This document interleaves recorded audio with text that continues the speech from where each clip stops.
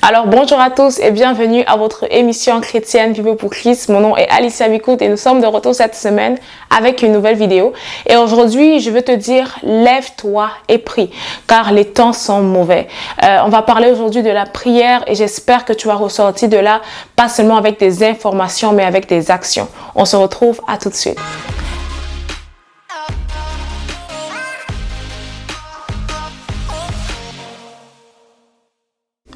Bienvenue à ton émission chrétienne. Si tu es là pour la première fois, bienvenue. Si c'est que tu me suis semaine après semaine, merci de nous suivre. Merci pour tes commentaires, pour tes partages, pour tes likes. Merci pour, pour le soutien. Que Dieu te bénisse abondamment. Aujourd'hui, on va parler de la prière et c'est un élément qui est très important et je veux que tu me donnes toute ton attention. La Bible dit dans Éphésiens 6, 18 que faites en tout temps toutes sortes de prières et de supplications. Veillez à cela avec une entière persévérance et priez pour tous les saints. La première chose que je veux dire ici, c'est qu'il faut que nous soyons conscients de l'importance de la prière. À quoi est-ce que ça sert la prière? Prier, c'est pourquoi? Prier, c'est pour différents besoins, c'est pour différents plans, c'est pour différentes situations. Je peux le formuler comme ça. Premièrement, on peut se dire que prier, c'est pour une intimité avec Dieu. Une conversation avec Dieu, pour avoir une intimité, pour bâtir une intimité avec Dieu, pour connaître Dieu, pour écouter Dieu. Tu pries au Père, notre Père qui est aux cieux, tu t'adresses à Dieu, tu le connais, tu bâtis une intimité avec lui. Mais prier ne se limite pas à ça. Un autre point de la prière, comme nous le savons, comme beaucoup d'entre nous le savons, c'est demander. Elle veut dire que si vous demandez quelque chose en mon nom, et ça c'est la prière que la plupart des chrétiens savent, je demande quelque chose à Dieu.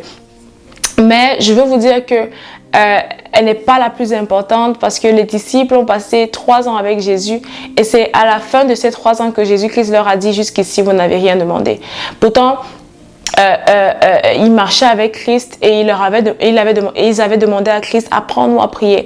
So, le point de demander n'est pas le point le plus important, même s'il est important. Il est important de savoir que Dieu peut te donner des choses, mais c'est pas le plus important parce que pas que je vais le dire, je vais pas dire que c'est pas le plus important, mais disons qu'il y a plus important et disons aussi que il faut qu'on comprenne qu'il y a d'autres buts de la prière. Ça veut dire que le but de la prière ne se limite pas à demander. Comme j'ai dit, il y a l'intimité avec Dieu que tu bâtis dans la prière. On peut dire dans la prière, on peut aussi dire dans l'adoration, l'intimité que tu bâtis avec Dieu. Il y a demander, c'est aussi important. Mais ensuite, il y a ce qu'on appelle l'intercession. La Bible dit que Dieu se cherche un homme qui va se mettre à la brèche. Et ça, c'est quelque chose que parfois, on a du mal à faire. Ça veut dire de se mettre à la brèche, que ce soit pour les membres de ta famille, que ce soit pour des gens que tu ne connais pas, que ce soit pour les nations, que ce soit pour intervenir vis-à-vis d'une situation qui se passe dans le monde, l'intercession.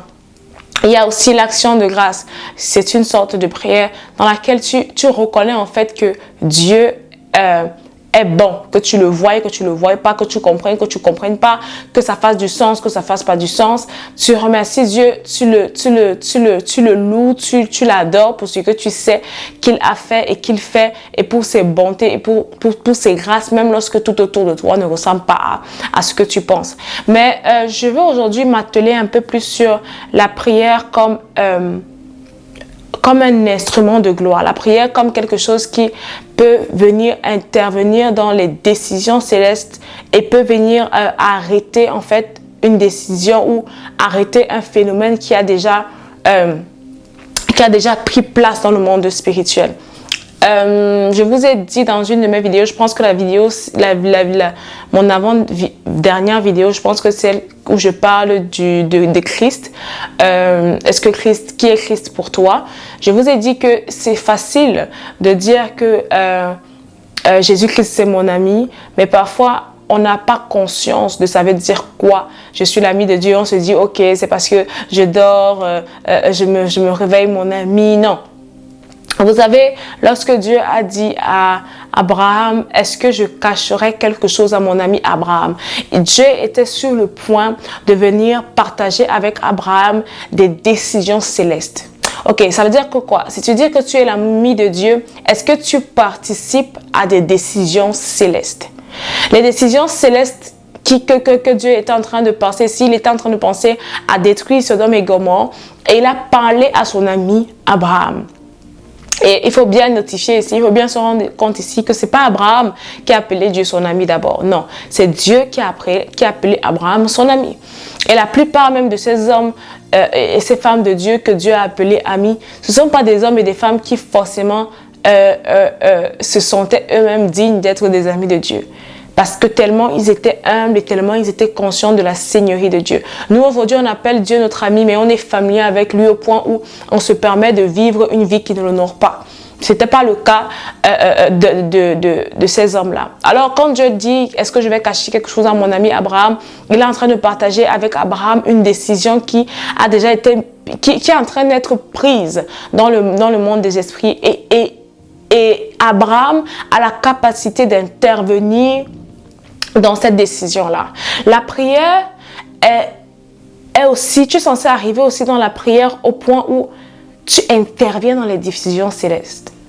Mais pour arriver à avoir un point d'honneur, ou bien, pas un point d'honneur, pour arriver à avoir un impact dans les décisions célestes, il faut déjà que tu sois un peu moins égoïste.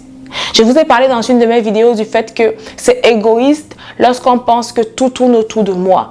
Nos prières sont égoïstes, nos vies sont égoïstes, nos aspirations, nos buts dans la vie sont égoïstes. Ça veut dire que ça tourne tout tourne autour de moi, me. Ça veut dire que tout ce qui te concerne toi ou qui concerne ta famille, dans les gens qui sont directement proches de toi, tu ne penses pas au projet de Dieu. Qu'est-ce que Dieu pense? Qu'est-ce que Dieu veut? Qu'est-ce que je peux faire pour Dieu? Qu'est-ce que le corps de Christ a besoin? Qu'est-ce que on peut faire pour l'évangile? Tout tourne autour de toi, toi-même.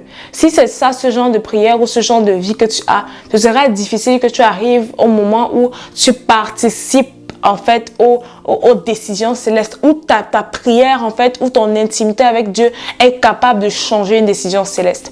Maintenant, comment est-ce qu'on en arrive là? C'est aussi en se dépouillant de nous-mêmes. C'est en se dépouillant de la chair, c'est en se dépouillant du moi, du me.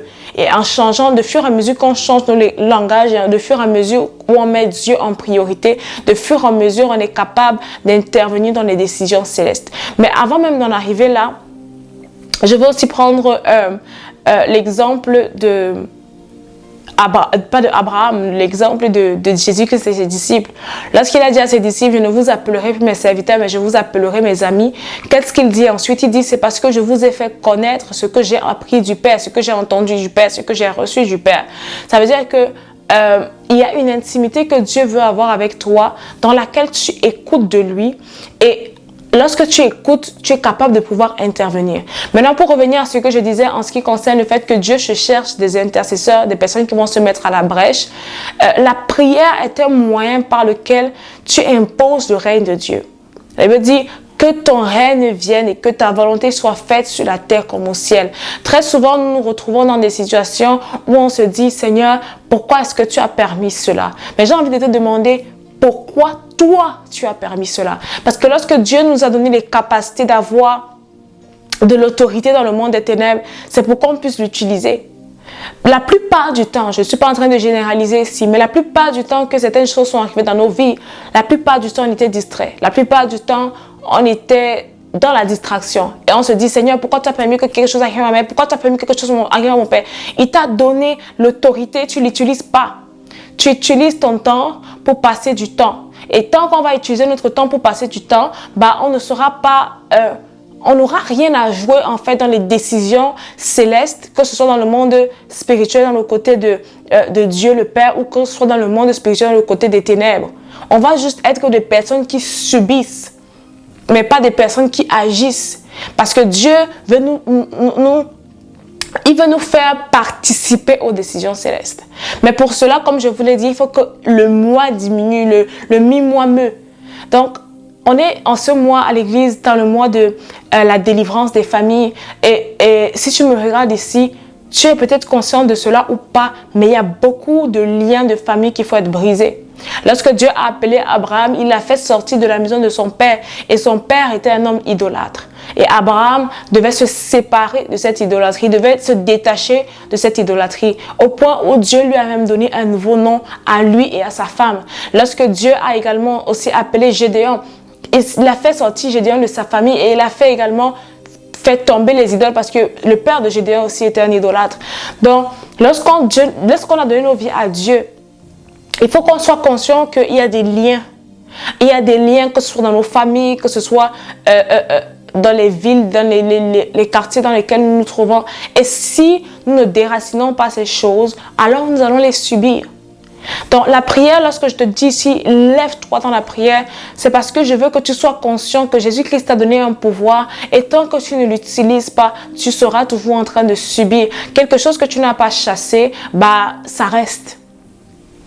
Quelque chose que tu n'as pas chassé, ça reste. Et surtout pour nous qui sortons des familles brisées, des familles où le père était polygame, la mère est divorcée, ta mère a eu 3 enfants avant de se marier. En fait, les familles tellement dysfonctionnelles, you need to wake up and to pray. And no one will do it for you. Parce que parfois, on se dit, je vais aller voir le prêtre, il va prier pour moi. Je vais aller voir le pasteur, il va prier pour moi. You have the same power.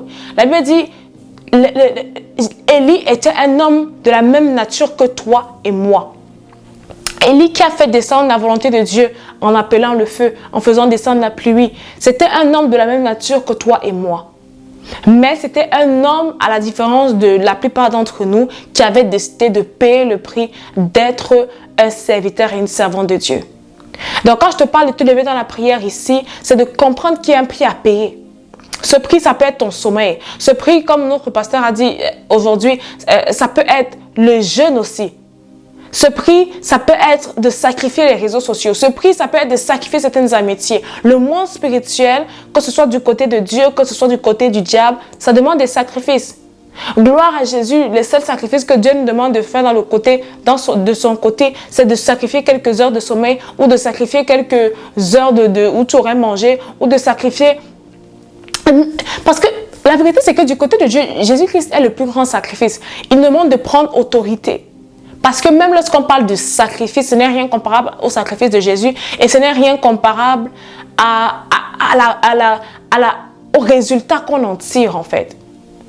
Du côté du diable, il te vend un faux rêve parce que à la fin de la journée, tu vas périr avec lui.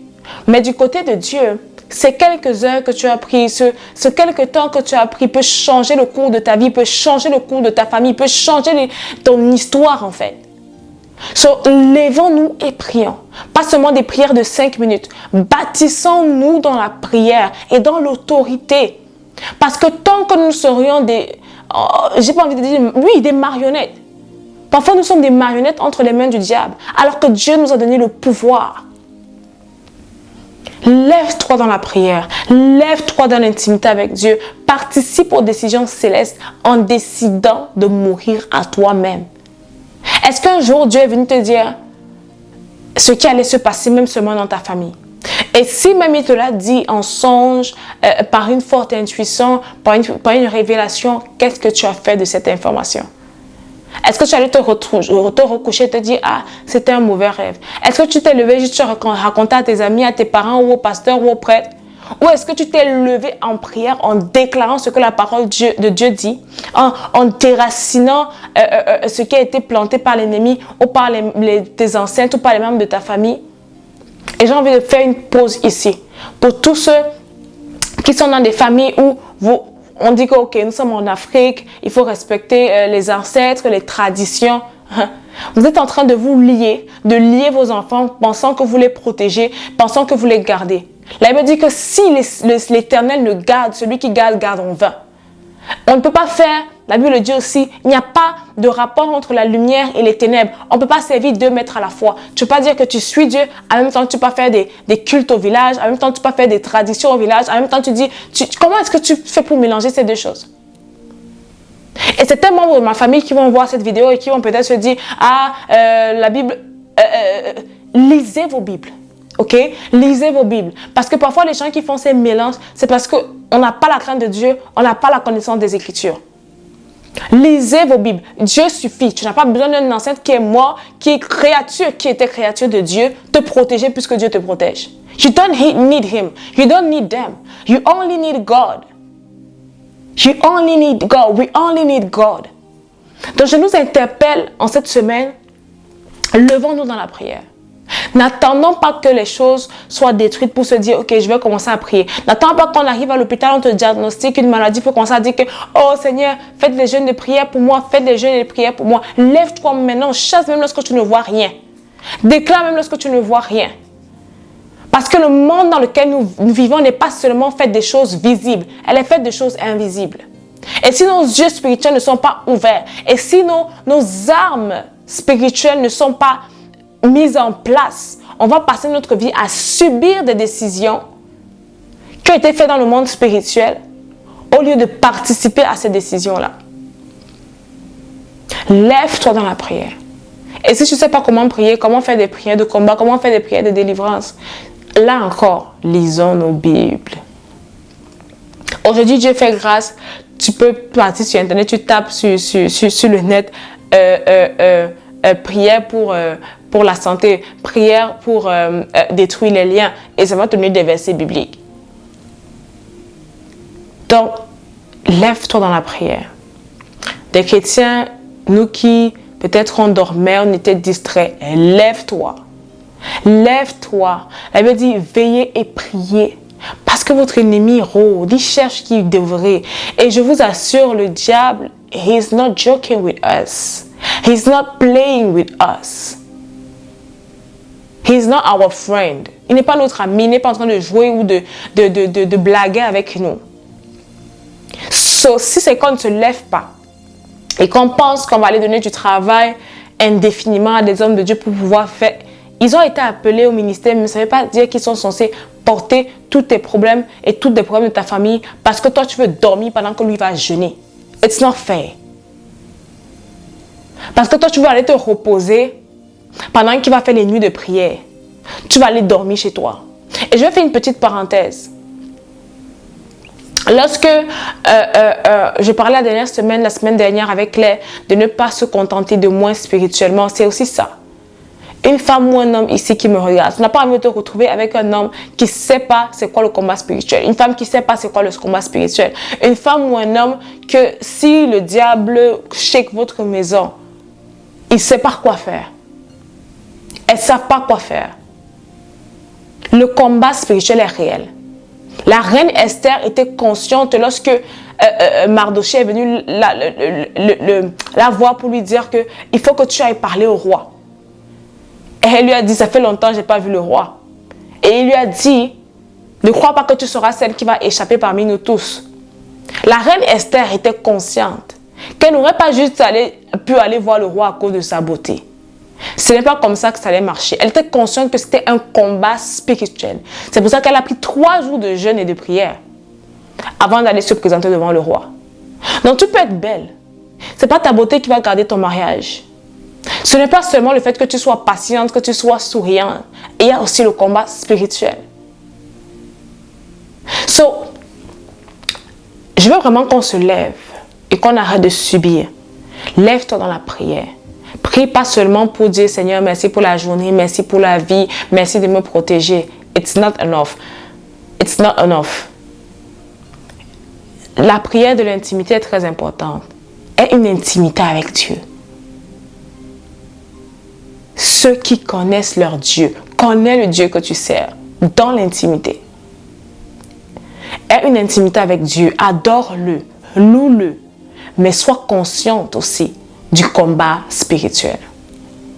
En ce mois de juin, nous à l'église nous sommes dans le mois de la délivrance. Je veux nous inviter, vous tous qui êtes ici, qui me suivez, qui m'écoutez, soyez conscients des liens de famille, soyez conscients de c'est quoi la délivrance. C'est important, c'est réel. Priez. Ne viens pas me voir après dans mes eBay et puis tu dis Alicia, il faut prier pour moi. Lève-toi. Because me, myself, I have my own challenge. I have so many things I need to pray for. Lève-toi dans la prière. Lèvons-nous dans la prière. Lèvons-nous et prions parce que les jours sont mauvais. Soyons sharp. Soyons aiguisés spirituellement.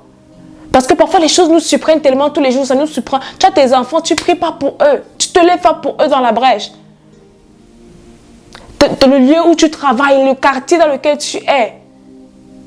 Lève-toi et prie. Levons-nous et prions. Alors j'espère que cette vidéo t'a béni.